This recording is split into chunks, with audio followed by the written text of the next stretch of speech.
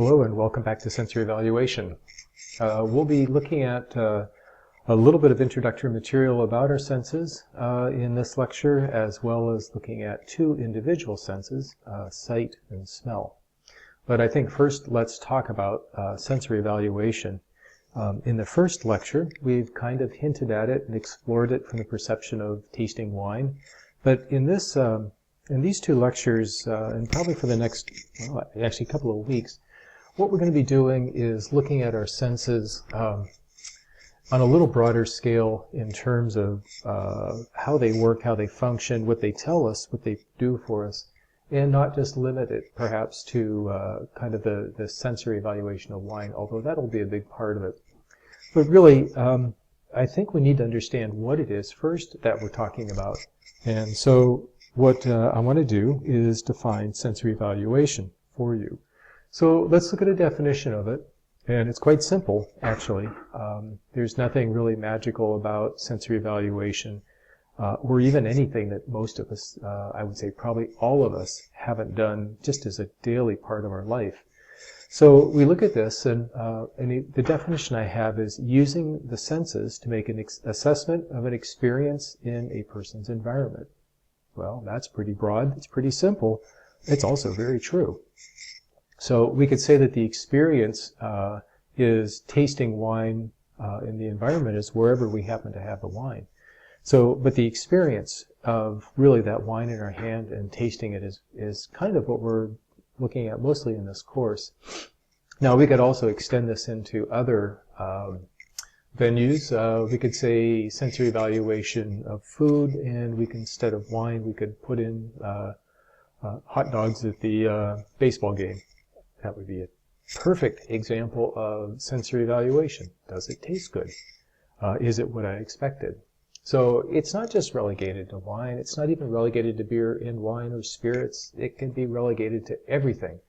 So sensory evaluation could be the experience of looking at a piece of artwork in a very quiet museum. That has a different, we would evaluate that differently, let's put it this way, than perhaps we would watching a heavy metal concert in a grungy, I don't know, concert venue somewhere in an old converted loft.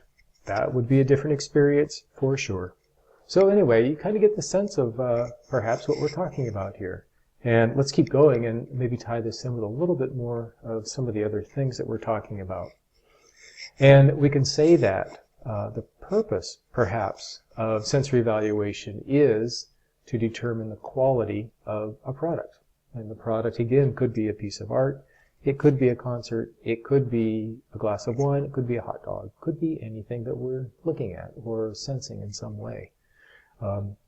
So what is quality? Because that's kind of an important concept here.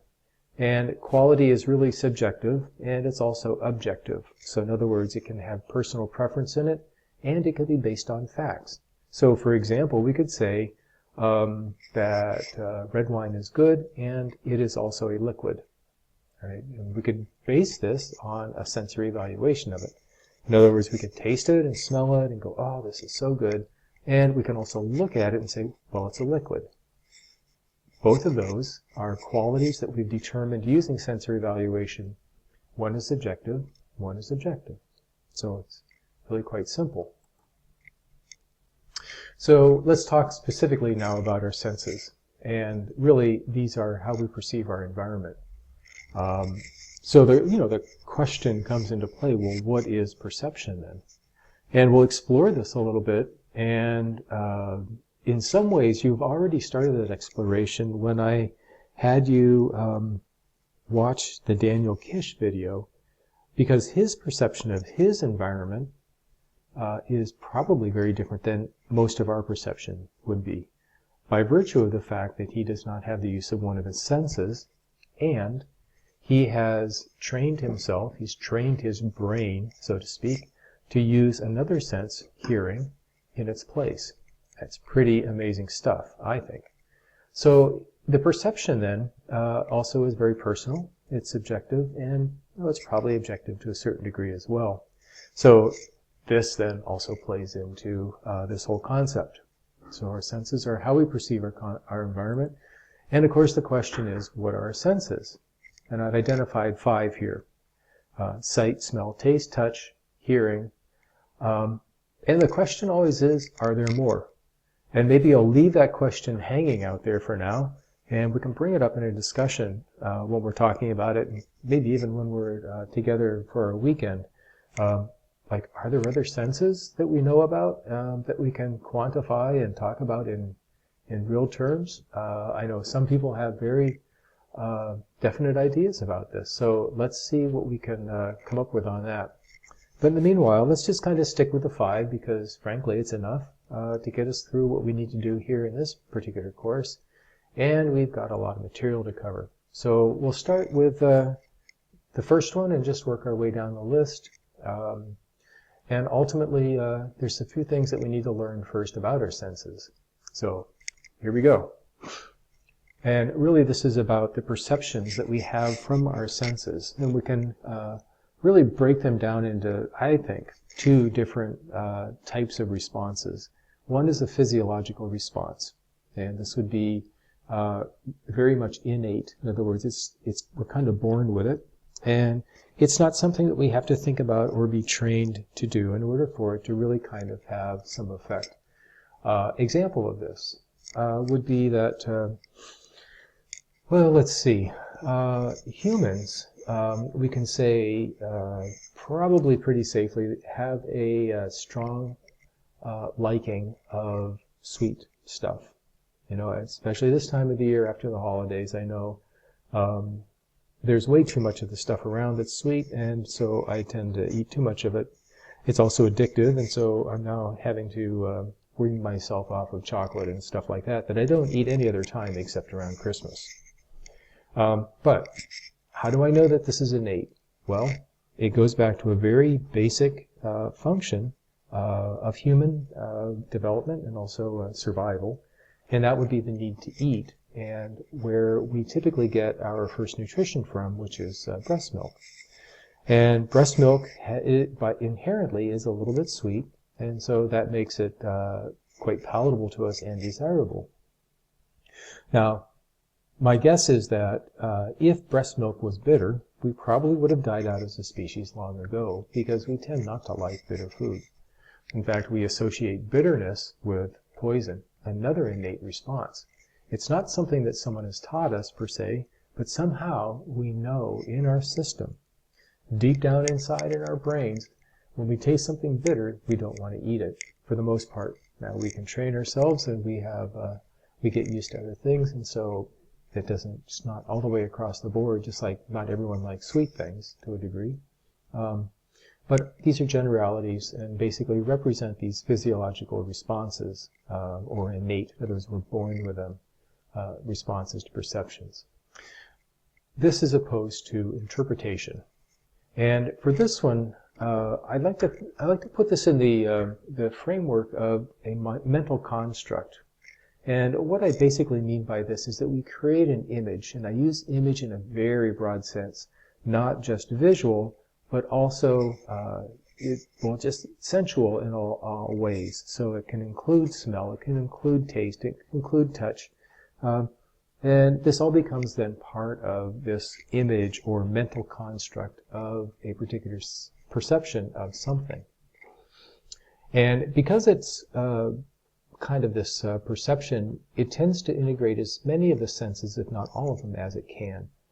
It includes past experience and also some conditioning and learning. In other words, as we grew up in our culture and our family, we were exposed to certain foods, we were exposed to certain beverages, and we kind of internalized these, and the ones that we grew up with, for the most part, we like, and the ones that maybe came from a different culture, we have to train ourselves, or at least we have to be willing enough to experiment and experience them and see if in fact we do like them. We have this kind of explosion of global cuisine on the market now, and you can get just about any kind of food in any major city anymore. Even not a major city, but just a city will have an incredible array of different foods. Go to the local grocery store and the same is true. This was not always the case. And so this represents kind of our human exploration into different foods. Some of them we don't like, some of them we do like. And so this is kind of the past experience tells us what is good and what isn't. And these would be like our reference points. In other words, things along the way that say this is normal, this is good, as opposed to, well, this is really different, I don't know, it looks kind of funny, I'm not sure I want to taste it. And how often have we heard that or seen that or done that?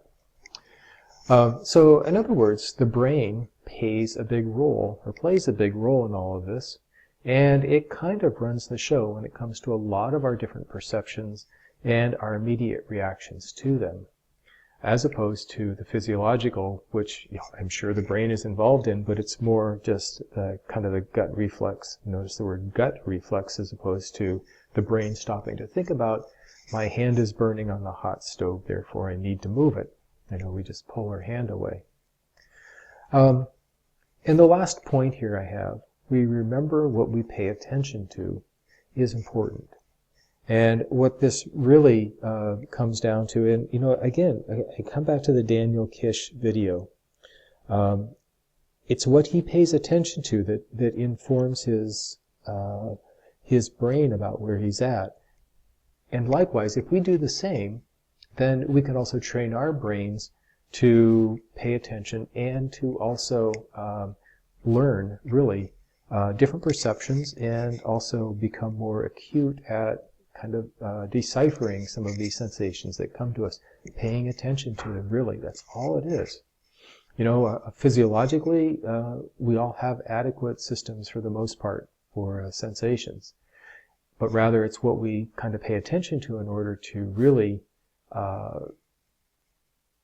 discern and also have a good sense of what's going on. That also means then that with training and practice, we get better at what we do in terms of the sensations. So this is all kind of important. And, as we're in a course, courses are all about education and learning. And so hopefully throughout our time together then, we will be paying attention to different sensations. We'll be practicing a lot. You can do this at home, by the way. In fact, it's quite nice to sit down with a glass of wine and practice. And hopefully in the end we'll find that we actually have a pretty decent set of hardware to work with when it comes to sensorial work. And we're pretty adequate, and maybe even more than just adequate, but we do a quite good job of it. So this is important. And I think we'll stop here, and then we'll pick up with the next video at site just to give a little bit of a break.